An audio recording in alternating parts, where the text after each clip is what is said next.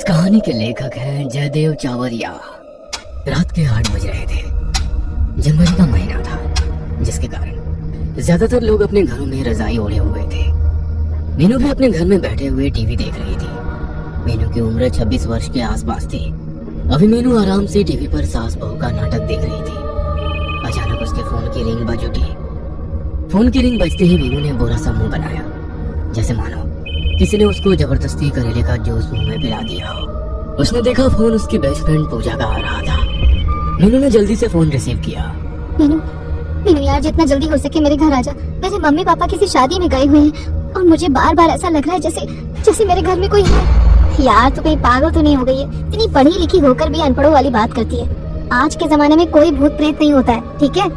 पूजा की दहशत में डूबी हुई आवाज आई। मीनू, माँ कसम मुझे पूरे घर में पायल की आवाज आ रही है, जैसे मानो हमारे घर में कोई लड़की पायल पहन कर घूम रही हो। तू तो यार सच में पागल हो गई है। तभी दूसरी तरफ से पूजा की जोरदार चीख सुनाई दी। पूजा क्या हुआ? पूजा कुछ बोल क्यों नहीं रही? वो कई बार बोली पर फोन तो कट चुका था। मीनू ने जल्दी से पूजा को फोन मिलाया, पर पूजा का फोन बंद जा रहा था। मीनू की हालत बहुत खराब हो गई थी। सारा बदन पसीने पसीने हो गया था। अब मीनू को पूजा की बहुत चिंता हो रही थी। उसने जल्दी से टीवी बंद किया और अपनी कार की चाबी ली और अभी दरवाजे के पास पहुंची ही थी कि तभी पीछे से आवाज आई। बेटा मीनू, इतनी ठंड में इस समय कहाँ जा रही हो?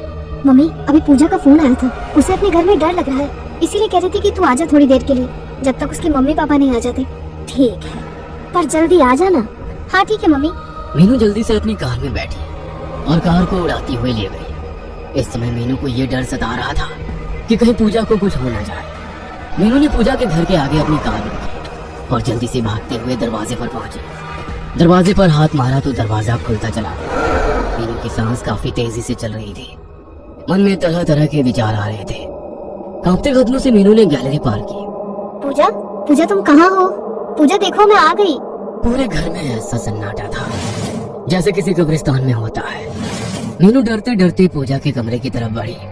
मीनू ने जैसे ही पूजा के रूम में पैर रखा, तभी एकदम से रूम की लाइट चली गई, पर खिड़की से थोड़ा बहुत प्रकाश रूम के अंदर आ रहा था।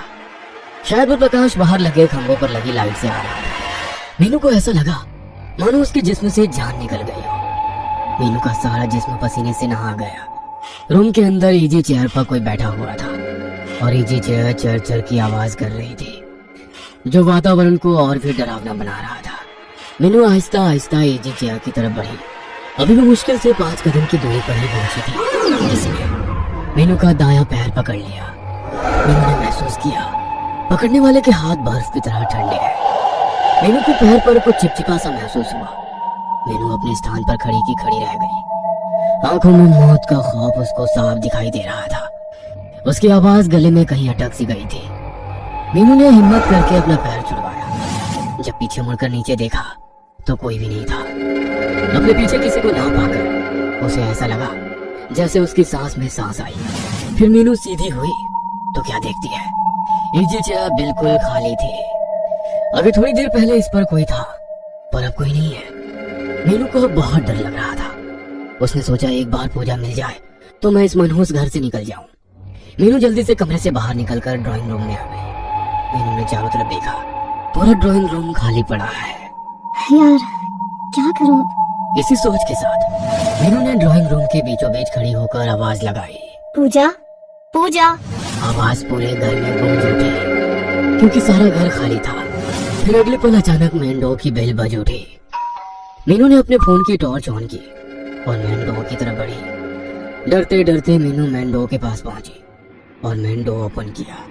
तभी मीनू को ड्राइंग रूम से किसी लड़की के गुर्राने की आवाज सुनाई दी। मीनू ने फोन की टॉर्च ड्राइंग रूम की तरफ कर दी। सामने ड्राइंग रूम के बीचों बीच एक लड़की खड़ी थी जो ऊपर से नीचे तक सफेद कपड़े पहने हुए थी। मीनू ने जैसे ही उस लड़की को देखा तो उसकी आंखें फटी की फटी रह गई। एकदम से उस लड़की ने मीनू की तरफ दौड़ लगा दी। मीनू जोर से चीखी और डर के मारे अपनी दोनों आंखें बंद कर ली। अगले ही पल किसी ने मेन डोर ओपन किया और उसमें से एक युवक अंदर आया। उसने देखा मीनू दीवार के सहारे खड़ी है। उस युवक ने मीनू को आवाज दी, मीनू तुम चीखी क्यों? जैसे ही मीनू ने उस युवक की आवाज सुनी तो उसकी जान में जान आई। देव, तुम कब आए? जब तुम चीखी तभी आया था। मैंने सोचा पता नहीं क्या हो गया। मीनू ने काफी देर बाद महसूस किया कि ड्राइंग रूम में लाइट आ चुकी है। देव, यहाँ ड्राइंग रूम के बीचों बीच एक लड़की खड़ी थी। दोनों हाथ खून से सने हुए थे। वो लड़की मेरी तरफ भाग कर आ रही थी, तभी डर के मारे मेरे मुंह से चीख निकल गई। देव सारी बात समझते हुए बोला, मीनू क्या तुम पागल तो नहीं हो गई? आज के जमाने में कोई भूत प्रेत नहीं होते। मेरी बात का यकीन करो देव। कैसे करूं? इस दुनिया में भूत नाम की कोई चीज नहीं होती। देव, मैं भी नहीं मानती थी कि भूत प्रेत जैसे कुछ होते हैं, पर आज मैंने अपनी आंखों से देखा और खुद महसूस किया इन सब चीजों को। पर मीनू तुम यहाँ पूजा के घर क्या कर रही हो?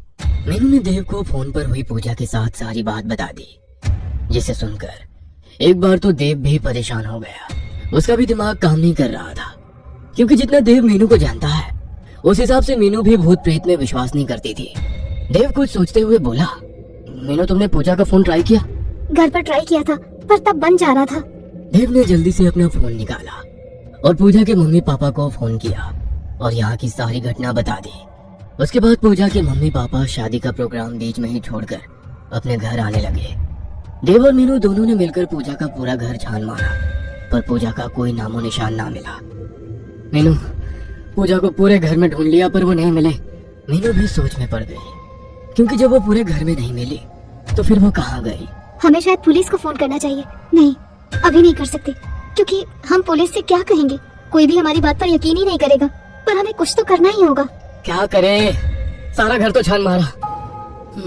जहाँ तक मुझे पता है यहाँ एक बेसमेंट भी है। क्यों ना एक बार बेसमेंट में देख लिया जाए। अगले पल दोनों बेसमेंट के बाहर खड़े थे। पुनः एक बार देव ने पूजा का फोन नंबर मिलाया तो फोन की बेल बजने लगी। पूरे बेसमेंट में शमशान सा सन्नाटा फैला हुआ था, जिस कारण पूजा के फोन की रिंगटोन पूरे बेसमेंट में गूंज रही थी। रिंगटोन की आवाज नीचे बेसमेंट में से आ रही थी। अगले ही पल रिंगटोन बजनी बंद हो गई। देव ने मीनू की तरफ देखा, जैसे पूछ रहा हो कि नीचे चलने के लिए तैयार हो। मीनू के आगे कोई रास्ता नहीं था। वो अपनी बेस्ट फ्रेंड को ऐसे छोड़कर नहीं जा सकती थी। उसने नीचे जाने का फैसला किया। अगले ही पल दोनों बेसमेंट में दाखिल हुए। बेसमेंट काफी गंदा हो रखा था। सारा सामान यूं ही बिखरा पड़ा हुआ था। बेसमेंट में काफी अंधेरा हो रहा था। ऐसा लग रहा था जैसे बेसमेंट में एक जमाने से कोई नहीं आया होगा। देव और मीनू ने अपने फोन की टॉर्च ऑन की। देव और मीनू को किसी के हंसने की आवाज आई। दोनों ने उस दिशा में देखा। दीवार से कोई लड़की नीचे उतर रही थी। अंधेरा काफी होने के कारण देव व मीनू को साफ दिख नहीं रहा था। उसने सफेद कपड़े पहन रखे थे। हाथों से लगातार खून निकल रहा था। चेहरा साफ नहीं दिखाई दे रहा था। मीनू ने जल्दी से देव की बाजू पकड़ ली। देव, ये वही लड़की है जिसे मैंने ऊपर ड्राइंग रूम में देखा था। मीनू का सारा जिस्म सूखे पत्ते की तरह कांप रहा था। एक बार फिर आंखों में मौत का खौफ छा गया था। देव की भी हालत खराब हो रही थी, पर वो जानता था अगर इस समय खुद को ना संभाला तो कुछ भी हो सकता है। देव ने हिम्मत करके पूछा, कौन हो तुम? लड़की धीरे धीरे देव और मीनू की तरफ बढ़ रही थी, जैसे मानो पैरों में मेहंदी लगी हो। उस लड़की के हाथ से अब भी लगातार खून निकल रहा था। जैसे जैसे लड़की दोनों के करीब आ रही थी, वैसे वैसे दोनों को अपनी सांसें रुकती सी महसूस हो रही थी। देव ने फिर हिम्मत करके पूछा, कौन हो तुम? ये मेरा घर है, तुम सब मेरे घर से निकल जाओ। ये घर मेरी दोस्त पूजा का है। अगर 1 मिनट में तुम मेरे घर से नहीं गए तो अपनी मौत के खुद जिम्मेदार होगे। हम इस घर से कहीं नहीं जाएंगे। लड़की ने इस प्रकार दोनों हाथ उठाए जैसे कुछ कर रही हो। अगले पल एक लकड़ी की कुर्सी उड़ते हुए देव और मीनू के सिर पर जा लगी। दोनों नीचे फर्श पर जा गिरे। दोनों ने जैसे ही अपना अपना फोन उठाया, अगले ही पल एक तेज धार चाकू उड़ता हुआ सीधा देव के फोन वाले हाथ में लगा। चाकू देव के हाथ के आर पार हो गया। देव अपना हाथ पकड़कर तड़पने लगा। उसके हाथ से खून निकल रहा था। देव ने तड़पते हुए कहा, मीनू जल्दी से फोन की टॉर्च बंद करो। मीनू ने जल्दी से फोन की टॉर्च बंद की और देव का हाथ पकड़कर सीढ़ियों की तरफ भागी।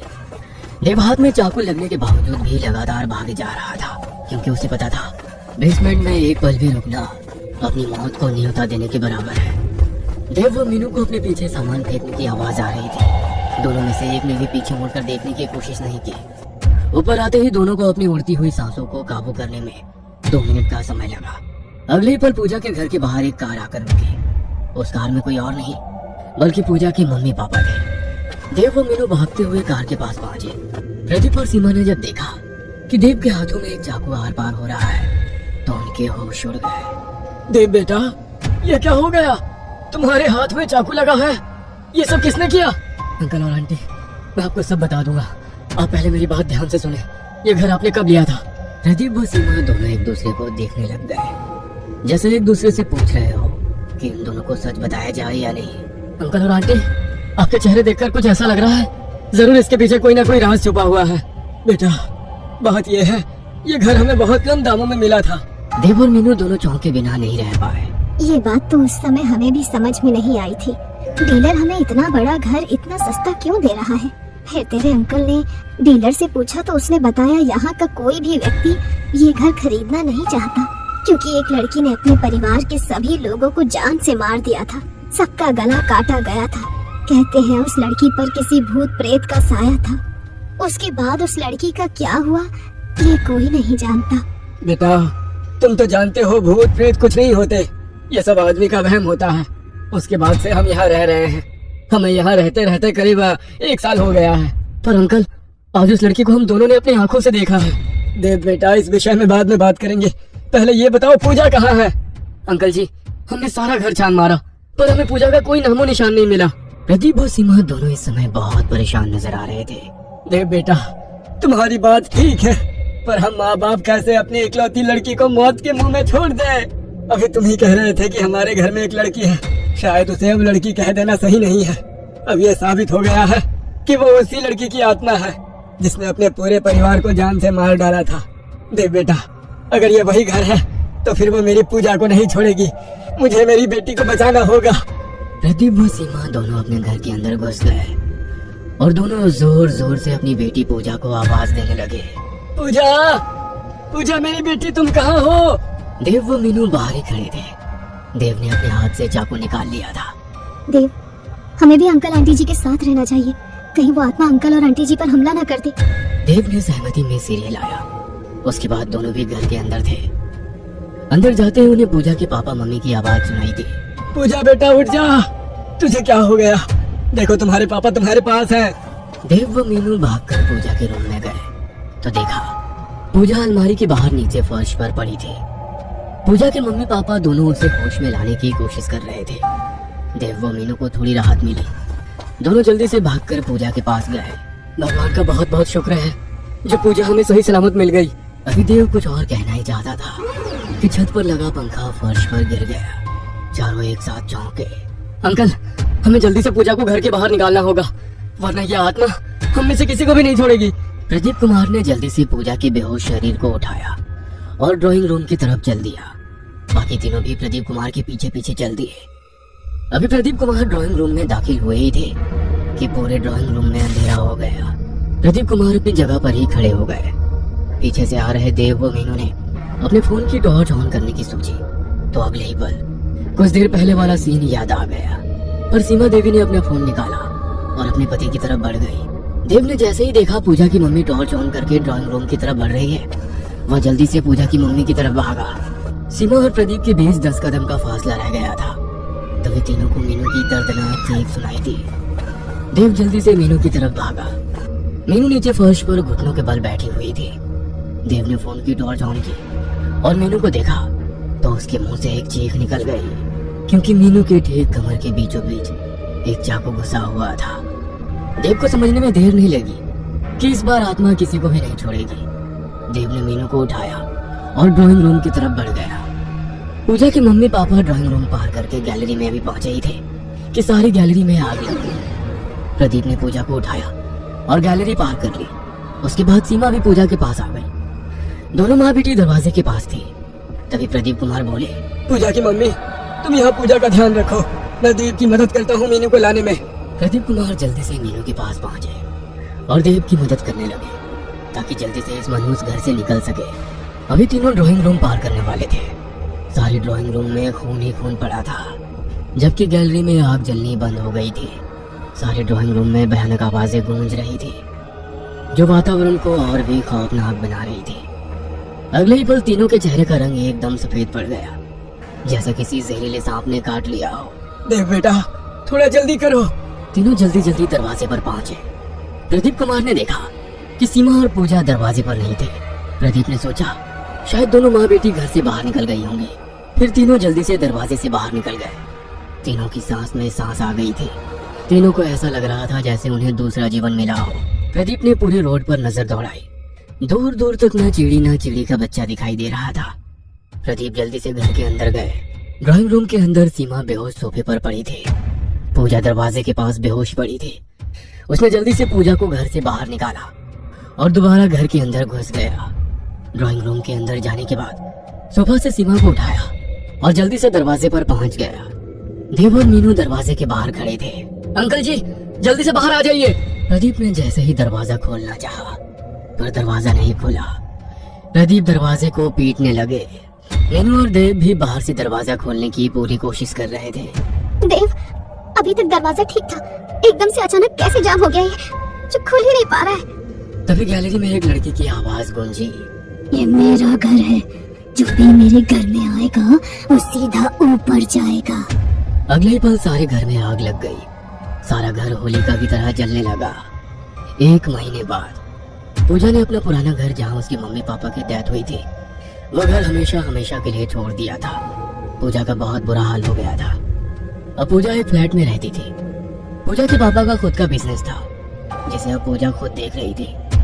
पूजा मम्मी पापा के डेथ के बाद पूजा लगभग 10 दिन तक मीनू के घर रही थी। पूजा ने काफी मना किया था, पर मीनू के मम्मी पापा नहीं माने, क्योंकि पूजा के मम्मी पापा के सिवा उसका कोई नहीं था।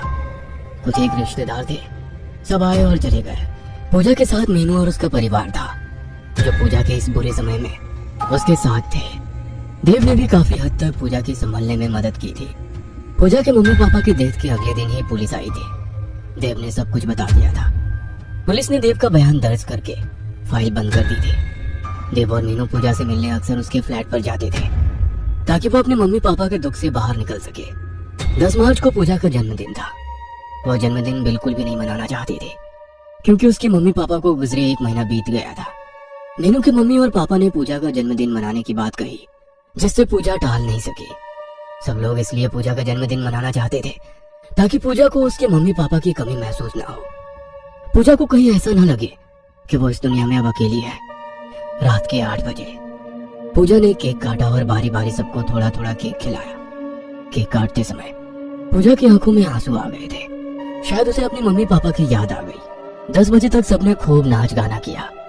फिर 10:30 बजे सब लोग अपने अपने घर चले गए, केवल मीनू को छोड़कर, ताकि वो पूजा के साथ मिलकर उसका काम में हाथ बटा सके। पूजा सिंक में बर्तन धो रही थी और मीनू बर्तन को कपड़े से साफ कर रही थी। पूजा खुश दिखाई दे रही थी कि उसे मीनू जैसी दोस्त मिली, जो उसके बुरे समय में भी उसके साथ खड़ी है। पूजा के चेहरे पर खुशी थी कि इतने सारे लोग उसके लिए आए थे। मीनू यार, तुम और तुम्हारा परिवार कितना अच्छा है, जो मुझ जैसी लड़की को भी अपनी लड़की की तरह प्यार करते हैं। सच बोलूं तो मैं सोच ही रही थी कि मम्मी पापा के बाद जिंदगी कैसे काटूंगी, पर अब मुझे किसी बात का गम नहीं है। मेरी बहन, हम सब तेरे साथ हैं। इसी को तो दोस्ती कहते हैं। पूजा बातें करते करते बर्तन धो रही थी कि अचानक उसके मुंह से एक जोरदार चीख निकली।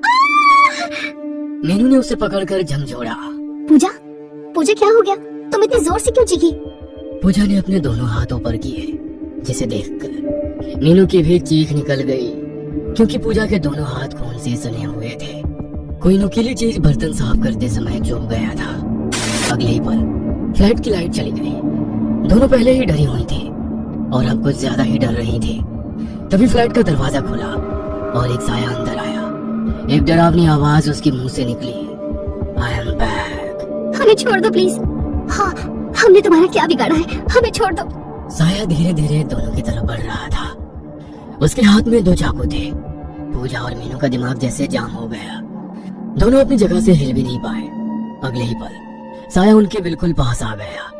उसने दोनों चाकू से पूजा और मीनू के पेट पर घोंप दिया। दोनों के मुंह से खौफनाक चीख निकली और दोनों नीचे फर्श पर गिर गई। अगले ही पल पूरा फ्लैट लाइट से जगमगा गया। पूजा व मीनू ने अपने पेट पर हाथ मारा तो देखा पेट पर एक छोटा सा भी निशान नहीं था। पूजा और मीनू ने एक दूसरे को देखा। जीवित देख दोनों की सांस में सांस आई। अगले ही पल फ्लैट में एक आवाज गूंजी, हाँ, तो दोनों को कैसा लगा डर? पूजा और मीनू ने जब देखा तो आंखें फटी की फटी रह गई। सामने देव खड़ा था। क्या तुम्हें आता है ये सब करना? मुझे सब पता चल गया। तुमने कैसे अपनी मम्मी पापा को मारा। पूजा, पहले तुमने मीनू को फोन किया, उसके बाद तुमने मुझे यकीन दिलाया कि आत्मा सच में होती है, और सच में मुझे यकीन भी हो गया। तुमने अपनी मम्मी पापा को ऐसे मारा जैसे मानो किसी आत्मा ने उन्हें मारा हो। तुमने मुझे इस बात का गवाह बनाया ताकि मैं पुलिस को बता सकूं कि ये सब किसी आत्मा ने किया है। मुझे बस ये बात जाननी है कि तुमने क्यों अपने सगे माँ बाप को मारा। पूजा बोलो। मेरे बाप ने अपनी रखैल के साथ मिलकर मेरी माँ को ऐसे मारा कि सबको लगे ये सब एक दुर्घटना है। मेरी मम्मी ने छत से कूदकर खुदकुशी की। ये बात मेरे बाप ने साबित कर दी, क्योंकि जिस दिन मम्मी की डेथ हुई उस दिन मेरा बाप शहर में ही नहीं था। लेकिन पूजा, तुमने 3 साल का समय क्यों लिया ये सब करने के लिए। पूजा की आंखों में आंसू आ गए। बात दरअसल ये थी कि 2 महीने पहले रात 1 बज रहा था। मेरा बाप और वो रखैल दोनों आपस में बात कर रहे थे। मैं किचन में पानी पीने गई थी। आते समय वो दोनों आपस में बातें कर रहे थे कि उन्होंने मेरी मम्मी को कैसे छत से धक्का दिया। उसके 3 महीने बाद मेरे बाप ने अपनी रखैल से शादी कर ली। मैंने एक लंबी योजना बनाई। छत से जो पंखा गिरा उसके नट बोल्ट ढीले कर दिए थे। घर में गैस का सिलेंडर खुला छोड़ा था। जब तुम दोनों घर से बाहर गए, पापा मेरी सौतेली माँ को लेने अंदर आए, तभी आग लगी। मैंने उसी समय जलती तीली उन पर फेंक दी। मैं ही चुड़ैल बन जाती थी और तुम्हें डराया था। जो चाकू मैंने तुम्हें मारे उसके लिए मैं माफी मांगती हूँ। देव, अगर तुम्हें लगता है कि हमने कुछ गलत किया है तो तुम पुलिस को बता सकते हो। तुम दोनों ने मिलकर अच्छा ड्रामा किया। तुम दोनों फ्रेंड्स का तालमेल गजब का था। पूजा, तुम्हारे पास क्लोरोफॉर्म वाला रुमाल था। तुमने सीमा को बेहोश किया ताकि वो घर के भीतर रहे, और तुम्हारे पापा जब उनको लेने अंदर जाए तब तुम आग लगा दो। तुम दोनों ने परफेक्शन के साथ पूरा घटनाक्रम को क्रियान्वित किया। उस समय मुझे समझ में नहीं आया, लेकिन फिर धीरे धीरे सब समझ गया। देव ने एक नजर दोनों को देखा और जेब से फोन निकाला। मीनू और पूजा दोनों देव को ही देख रहे थे। देव ने फोन मिलाया। कितनी जल्दी आओगे। अगले ही पल देव ने फोन काट दिया। अगले ही पल दरवाजे से एक आदमी अंदर आया। सर, ये आपका पिज्जा। अरे अब हम तीनों दोस्त हैं, फिर मैं कैसे तुम्हारा साथ नहीं दूंगा। हाँ दोनों ने देव को गले लगा लिया। ये कहानी आपको अच्छी लगी हो तो हमें सब्सक्राइब करें, हमारा इंस्टाग्राम और फेसबुक पेज जरूर फॉलो करें। और हाँ दोस्तों, सब्सक्राइब करना भूलना मत।